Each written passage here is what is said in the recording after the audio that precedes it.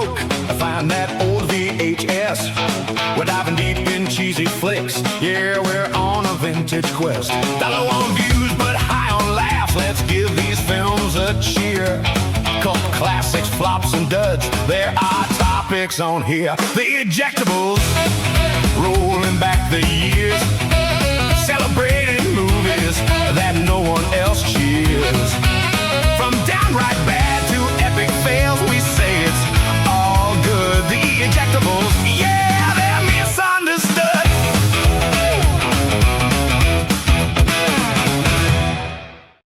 Welcome to the Ejectables. This is the show where movie enthusiasts Bill and Ian join forces with a weekly rotating guest to celebrate movies that we feel have been unjustly panned by the critics or sadly ignored and forgotten by audiences. Today's guest. Dot went to Emerson College to get that education knowledge. That's where she met Bill.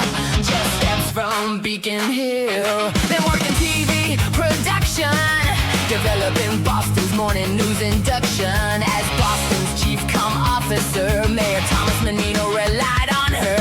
Rejoice, we got Dot Joyce, everyone's top choice. Dot Joyce, make some noise, cause she's Dot Joyce.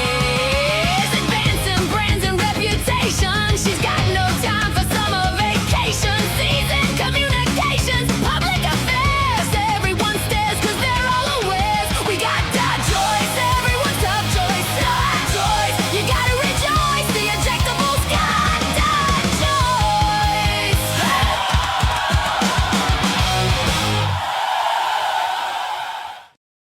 Dot Joyce, welcome to the show. Amazing. Well done. Thank you.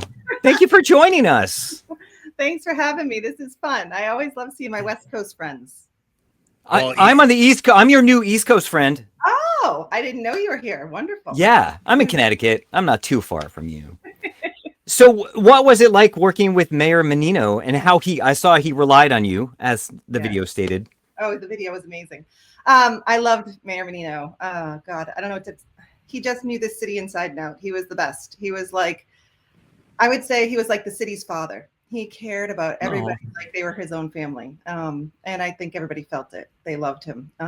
There was a poll out one time that he met more than 65% of the people in the city. And that's no joke. Wow. He went to everything. So he's a great mentor of mine. I was very lucky. I got to learn from the best, as they say. So yeah, he was amazing. And his wife is still a great friend, and she lives in the same house that they had, and just true community people. So you met Bill in Emerson College, and then you got into TV production? Is that how it worked? Yeah. I went to Emerson, obviously, and then I decided to go to DC for a summer, and I interned on Capitol Hill and came back. And then I interned at Channel 56, the Dubba Dubba. And I was basically news production in terms of, I sat on the news desk, I chased the news, I listened to scanners, and then I became a producer, producing segments, booking guests. And then I went to Fox and did the same thing there, kind of planning editor, planning the news for the next day, anticipating what's going to happen, and then booking guests that would be relevant in the news cycles, and creating the morning show segments and the morning show and zip trips and all these things that we did to make it a little interesting for the morning show at Fox. And then from there, you became the communications officer. How did you? I mean, I know you did. Yeah, I know you did the time in DC, but then how did you do this? Yeah, I mean, honestly, I think it was because we were booking a lot of. I mean, in Boston, politics is like sports, and so we had a lot of political guests, and I was the one booking them and sort of briefing them and everything. And I don't know, when Mayor Menino was looking for his next head of communications. I was having him on the show regularly, and then he couldn't make it one time. And I was like, what the heck? And then another month went by and he couldn't make it. And I called his last guy and I was like, hey, I can't get the mayor on the show. And he said, well, we're having a really hard time finding someone to take the job. And I said, well, shit, I'll do it. Just get him on my show. That's so cool. And I was kind of half joking, but we had such a great time together when he did come in that the next thing I know, my phone rang and it was him. And good for you for just jumping in there. I had never written a press release in my life. I think the staff there was like, what the hell did he do? There was no over-under on how long I'd last. And I was the longest serving. So I A week? Yeah, I think that's how Okay. they were little, you'd walk through the halls at City Hall and you'd see them in little clusters like, How long is she gonna? Yeah. silent. You showed them. We all became a big happy family. It was great. Wait, so what are you doing now? You're advisee. I'm not even going to pretend I know exactly what you're doing now. What do you do? Well, I took the skills I learned from him and I help clients who are trying to navigate Boston, understand some of the nuances of our city. It's very small, but we have a lot of influence around the world. And so, sometimes it can get a little tricky on the ground here if you don't know who's playing on which side and how come things are happening to you. So I help them navigate that. I help a lot of nonprofits build their reputation and brands, a lot of things that I really love. Bill, you'd be happy to know I still do some stuff with Catholic Charities. So there you go. Sister Mary days are coming through. But I just really like to help people who are trying to do some good things in Boston, get them done and not That's awesome. and keep it honest. We have a hard time. Boring. So we like to keep it honest in Boston. That's awesome. That's really cool. So if you're looking for a trusted source in Boston, I'm your gal. Okay.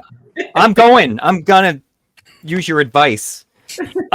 Because it seems like you're a little bit Boston central and centric. We have a very special episode today. What a wicked piece of an episode, Boston Movies, bro.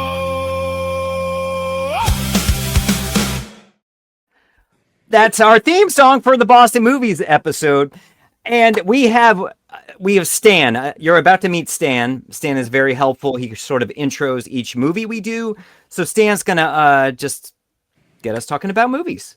I am the mayor of Boston, and I was elected to clean up this town, but that doesn't mean I'm not going to get my hands dirty. Do not eject it. Do not eject. Do not eject this. Do not eject this. That is Stan, our little punk rocker, and he wants to know what movie you chose for our episode today. I chose On Broadway, and it's by Dave McLaughlin here in Boston. And I worked with Dave in the mayor's office, and he's a great guy. He did a couple of movies, and On Broadway just had this tremendous cast. And I just feel it was one of those movies that was Boston when it was still hanging on to the true soul of the city, sort of like the going to wakes, and it was all like, everybody you knew was around the corner, and you went to grammar school and elementary school with them, and everybody was sort of tight knit. The city's changed a lot, and I think that's probably why this movie spoke to me a little bit, because maybe the folks that grew up here were like, make this movie because we'll never be able to make it again. Are you from there? No, I'm from Central Massachusetts, so I'm from a town called Hudson, and before that, Clinton. So I lived in Clinton and Hudson, Mass, two little towns up by Worcester. Okay, so it's because of you, people are not hanging out as much in Boston because all these people from out of town are coming in and ruining the wakes. Yeah, that's right. And yeah, our mayor's from Chicago and our state representatives. We hear all these things about these people who aren't from here. The city's changed a lot. Yeah, for the better. A lot of it's for the better. It's a beautiful city. It's still the greatest city on the planet, as far as I'm concerned. But I think the people who grew up here sometimes have that push and pull about they still love their city, but they miss the tight-knit nature of it that was when they grew up. And neighborhoods change, and a lot of their families now are living in different towns around the city. But I think On Broadway was at the time in 2008, the city was starting this movement of change, and this kind of was I think a love story to the original. it really is a charming movie. I'd never seen it. Watch the trailer, Ian? Oh yeah, I forgot that part. That's right. Hold on a second. We're gonna play the trailer. Hold on, here it goes. All day, for some reason, I keep thinking about the day my father lost his leg. Didn't know if he was gonna live. They left it with Uncle Pete. They're almost here, Uncle Pete. You're gonna be all right. You're such a special guy. I decided I'm gonna write a play about today. I get this voice in my head saying, you gotta capture this stuff. Write it down, what you saw, what you felt. It's Uncle Peter's voice. So you're a playwright? Yeah, last week he was a cop and now he's a playwright. I really need to know this woman. Your words were a little stiff. That's very sweet of you. Creative juice is really flowing in this space. This isn't about passing time in a pub. You don't understand at all. I don't. This whole thing is a disaster. What's at stake here, Jack? It isn't clear because it hasn't happened. I don't know how this play is going to happen, but it is going to happen, Neil. You're on Broadway now, boys. All right. I mean, look at that cast. You can't beat it. The cast is great. A new kid on the block, right? Joey Yeah. McIntyre. Oh, like you're asking. Of course you know. I know. He's a father- person. His father was a bricklayer, head of the Bricklayers Union. So, I mean, Like, again, all of it In real life or just in the movie? in real Oh, I life. didn't know that. Okay. Yeah, he was a brickie. They call him brickies. Head of the Is that Bricklayers. why he was hanging tough? Well, he's Jamaica Plain, born and raised. So there you go. Another He was Boston- good. I guess he had done some other acting though, right? He's been in some other things. I think around that time he was dabbling more in it. I don't know what happened, maybe on Broadway, but I had never heard of this film before, and I think I saw immediately. I knew some people in it. Robert Wahlberg is the bartender, the one that says on Broadway in the film, and I'm friends with his son, and I know him a bit as well. But I reached out to his son, Oscar Wahlberg, who plays one of the younger versions of the men in the beginning of the film. I'm like, we're watching this movie. He's like, where did you find that? I haven't seen it since I was a little kid. He's like, no way, that's so cool. So he's going to rewatch it. But he's gone on to do like The Holdovers and Manchester by the Sea, and this was his very first movie. So that's kind of rad. Dushku, Mike O'Malley, Amy Poehler, Will Arnett. Yeah. It's a heavy hitter cast. And it's so... Most, Oh, I'm sorry, I totally cut you off. no, I said most of them are from here. Yeah, it feels really authentic. And I love once they hit the stage, the whole thing's about him, making this play.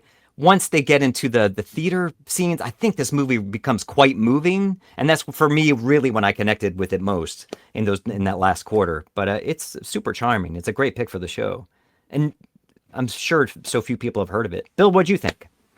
Well, I didn't think it was shot in Boston. Yeah. It was shot in New York, right?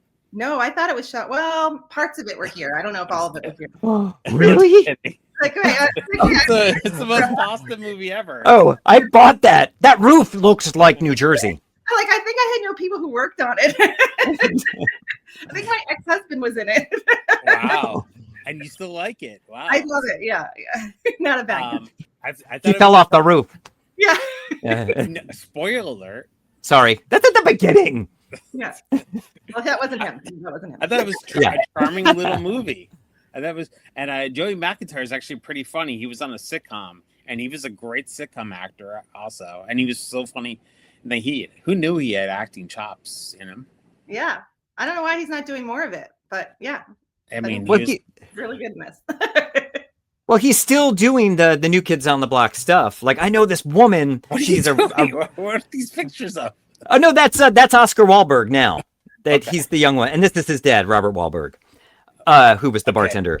His mom is. But no, they're very, very nice. I know them too. They're very. Oh, who knows them better? You do. I don't live there. I don't know about that, but they're wonderful. Dorchester family. Obviously, we see them quite a bit. They're great. Yeah, you have to know them as you were like connected with the mayor and everything too. Yeah. Yeah, they're good. No, great pick for the show. I don't know if I have anything else to. No, I can't wait to talk about your pick. I can't wait to watch on Broadway. Everybody should watch on Broadway. It's a very, very sweet, charming, old school Boston movie. If you really. And what's the director's name again? The writer-director? Dave McLaughlin. Dave McLaughlin, and it's free on YouTube. And by the way, one of 13 children. Okay, just get that. Oh my God. So, I mean, can't get more Boston than that. That's impressive. Oh my, what a brave mother. Yeah. the Friends of Eddie Coyle, and I was like, yeah, everybody says the Friends of Eddie Coyle, but I think this movie was pretty Boston. So there you go. There you go. It reminds me of a Brothers McMullen and a little bit of Goodwill Hunting. It sort of has that vibe, and I think it's sort of maybe going for that a little bit as well. Probably. And succeeds. Uh-oh. Bro, don't tell me to chill out, because I'm cranked up, bro. And I know where you live, bro. And bro, I know where you work, bro. And bro, I know what you drive, bro. A Nissan Maxima, bro. Do not eject it! Do not eject! Do not eject this! Do not eject this! I think that's our little Stan asking me what my pick is for this episode. And since we're doing Boston movies, I chose The Boston Strangler, directed by Matt Ruskin, 2023. Let's go to the trailer, and then we can talk about it. Here is the trailer. The city is for some glamorous, stimulating, prosperous. Only recently has it become dangerous.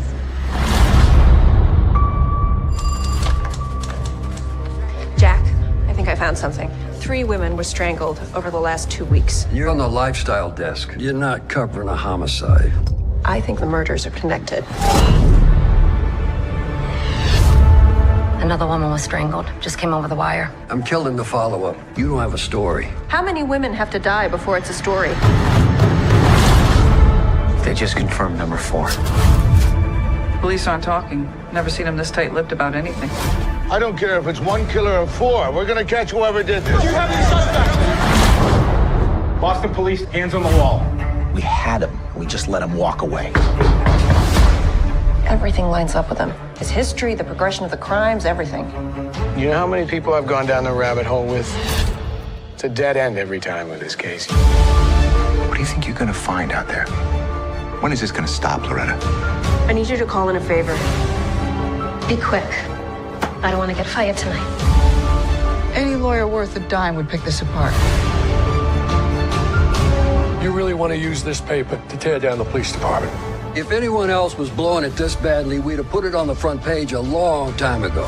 I need you to take down an address. If I don't call back in an hour, give it to the police. Loretta, there's more than one lunatic out there, and you're gonna get us both killed.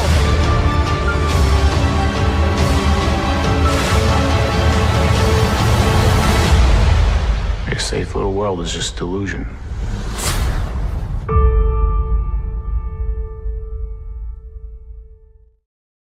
Wow. So I think this is a good slow burn mystery thriller. I think my only issue with it is that it kind of stays sort of this one note of tension and doesn't really leave that kind of middle ground vibe. And the look of it is a bit too dark, but I think the performances are really good. Not all of them, Bill will explain. I have to be transparent here. We've done another Boston episode, and I couldn't think of any other Boston movies that I would pick. And so I have a small role in this movie. And so that's not why I picked it. I swear. Totally is. It's not why I picked it. But I think it is a good movie. I have a bunch of friends in this movie, and I think they all do stellar work. And I think it's underrated. It was released straight to Hulu. So I think a lot of people missed it. But it's a good quality film. What'd you think of it, Dot? I loved it. I loved it. Oh, good. Yeah, I loved the character, the women journalists, and I loved the tension in the newsroom, because that's the tension that a lot of business women and a lot of people in,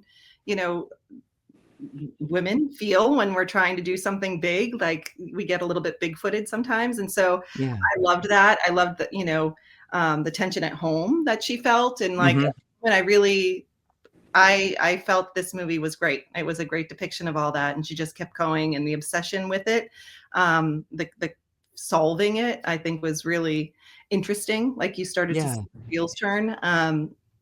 It was a slow burn. It wasn't like anything dramatic happening.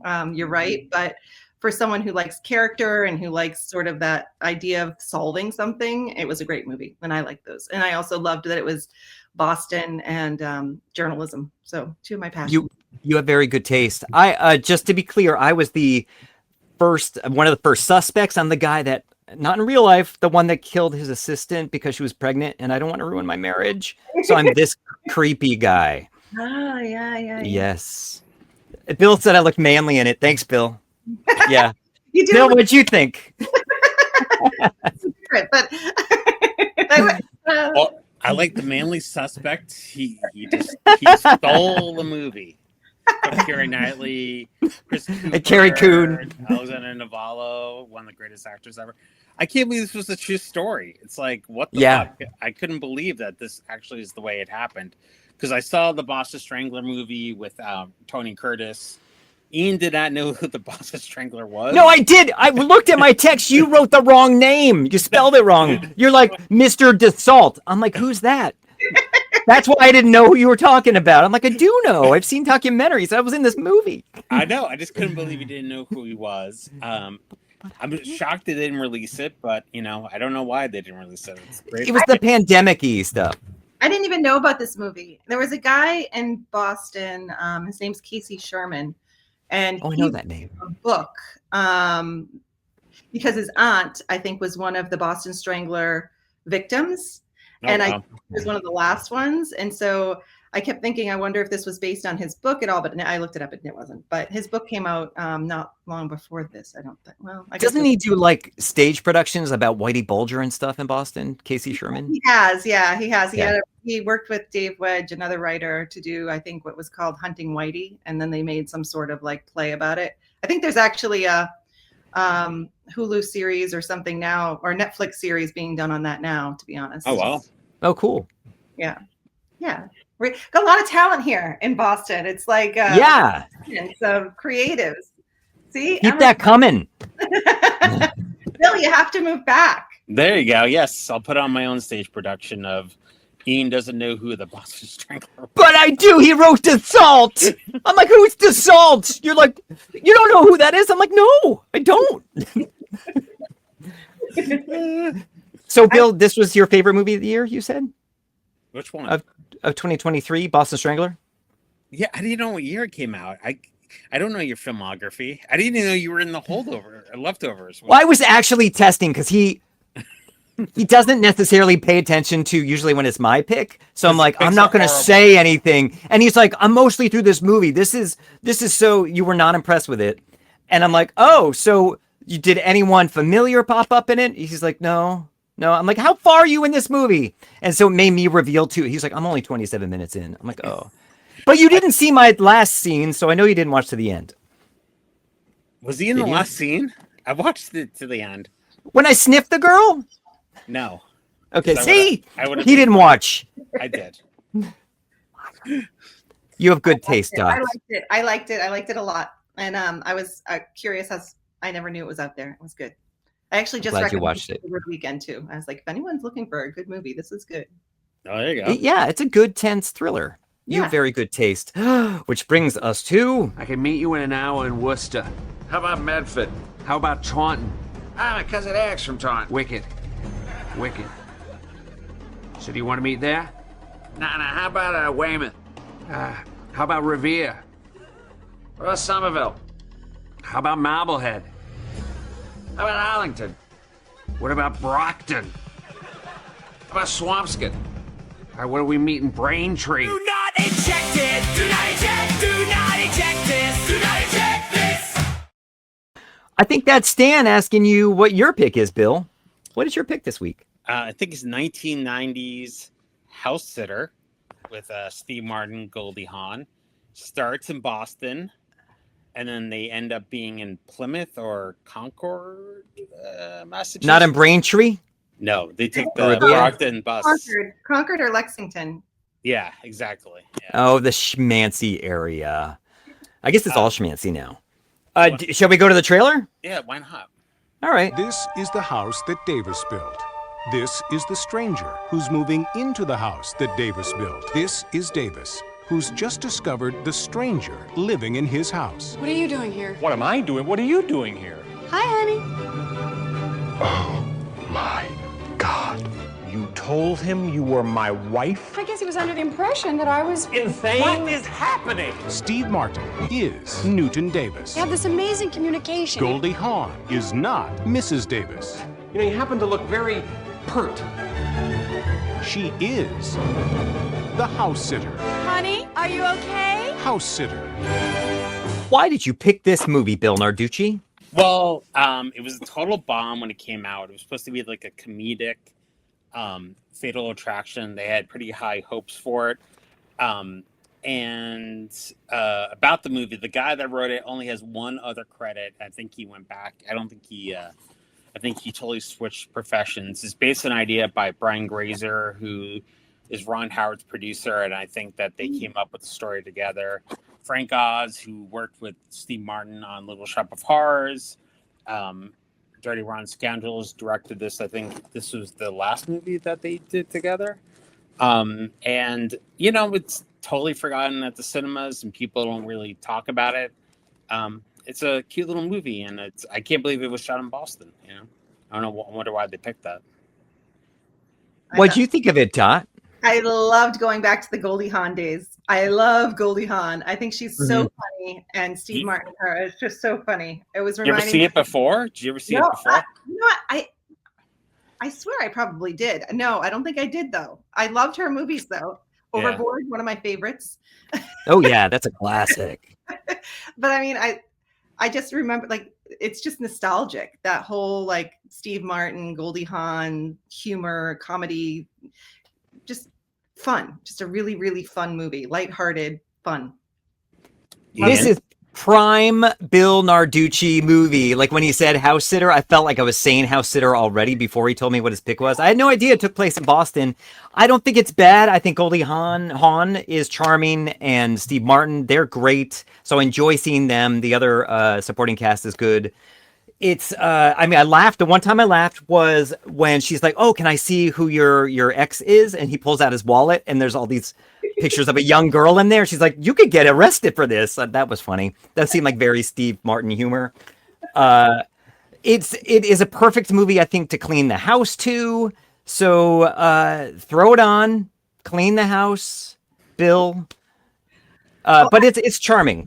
I watched it after going out to dinner, and I came home and I turned it on at 10 o'clock at night, and I stayed up and I watched every single second of it because baby, the face. If that's how you can rate movies, by if it keeps you entertained that long, it kept me entertained through the whole thing. I watched to the end and I saw your scene, Bill. Look at this. The broad outlines of House Sitter are pretty familiar. This is the same old story about the man and woman who think they hate each other until they discover that, what do you know, they really love each other. But there's an interesting twist here because they fall in love while they're lying, and their falsehoods build and build into a crazy house of cards, and they have to invent even more outrageous lies to keep it from falling down. The dialogue is the best thing in this movie, and the performances, not only by the stars, but also by a funny assortment of character actors. I liked it. When the thing makes its predictable, and I think you're absolutely right, very predictable turn, I didn't buy it. And the other thing is that I thought that the rhythm was pretty much the same throughout the picture, which is that she's going to be forced to tell more and more outrageous lies. And so is he. And the little shift in their voices when they go from what's real to what isn't real, that little look they get in their eyes is terrific. I just think I got into this whole rhythm where I knew where they were going with the story, as you did, and I knew exactly how she was going to take me there. You couldn't have possibly known where they were going to go with their dialogue, though, with those wild flights of fancy, how they met in the hospital, how he fell in love with her without being able to see her. I just, you know what, all of that stuff. No, they just came across to me as written lines. I felt that there was a writer there saying, okay, now we'll make them even more outrageous there's a writer there. I mean, you know, I just heard it that way. Such things as screenplays.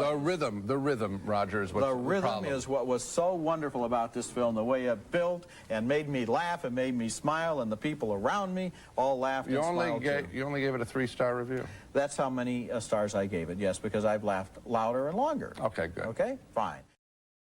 I love how they go at each other there. It's so brilliant. That's why that one's so long. But I miss those guys too. I mean, all kinds of nostalgia. Oh, me too. I totally miss those guys. I think doing that anymore. Nobody. Well, no, that's true. Yeah. No, it's sad. Like everyone watches they watch things like this online. They don't watch the Masters. God help this. Yeah. But I think it's a fun movie, Bill. That was a good pick. It was a great pick. Thanks, Ian. Yeah. I liked it more than Siskel did. Siskel seems like he would hate Beautiful Girls or Network. He doesn't like dialogue that's written. So, you know, it's because he's dead. They're both dead, Ian. I know. Sorry. So now we're at the part of the show where you have to choose, Dot, which film is your favorite of the episode, but it can't be your own pick. Oh. I think I'm going to have... I live closer. I know. I'm going to have to go with Boston Strangler. I think because I had never seen it, and B, I didn't even know it existed, and C, it was about women journalists. And I mean, I really can't deny that. Sorry, Bill. I do love House Sitters, but it's okay. Strangler beat you out. Not as much Boston-centric stuff in it as the other two, but hey, we tried. Yeah, like shots and like stuff. But Bill Narducci, what do you pick? I think I know. I'm gonna go with the movie with Ian Lyons. For real? Yeah, just because that was a very manly performance, and thank you. It takes it takes a lot to act like a man if you are, you know. Thank you. It's acting. Yeah. Don't tell my wife. I am going to go with On Broadway. It was such a nice surprise. I had never heard of it. It's super charming and cool to see very good local talent getting some cool jobs. So yeah, bravo to your friend. Really cool. Oh, yeah, awesome. Well, this was fun. How often do you guys do this? Anyway, this is great. Every week. Oh, fun. So you're coming back next weekend. I'm gonna have to put it on my rotation. Yeah, this is like our 87th episode, I think. 86 too many. So you can find Boston Strangler free on Hulu if you pay for Hulu. And you can find On Broadway on YouTube for free. It's a bit blurry and fuzzy, but you will see past that because it's entertaining. And you can rent House Sitter on iTunes, Prime, YouTube, wherever you can rent things. Do you see the Prudential building there? It's called the Prue, Ian. Oh, the Prue. Sorry. I live in Connecticut. Give me time. Thank you, Dot, for your time and watching all of our movies and your amazing taste in your pick for the week. You too, Bill. Everyone like, share, tell your friends, and Dot, if they need your services, how can they find you? Oh. Do you have a website or? No, just go on my LinkedIn. Connect. Okay. Connect direct. Dot Joyce. Okay. Thank you. Stand by for us one moment, Dot Joyce, and bye everyone else. From downright bad.